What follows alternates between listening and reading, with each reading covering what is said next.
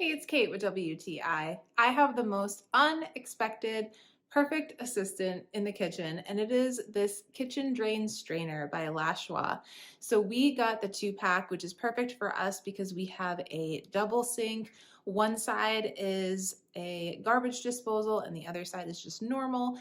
And these are so perfect to keep food out of the drain when you don't want it there on the non-garbage disposal side, or to prevent things from falling down the garbage disposal on the garbage disposal side. So we had a drain plug that just kind of came with the sink with the house, and it was really frustrating to use on the regular side, the left side of the sink, because it would just constantly plug up when you didn't want it to, and then the sink would fill with water when you did not want it to. So that got really frustrating really fast when I was trying to soak dishes on that side.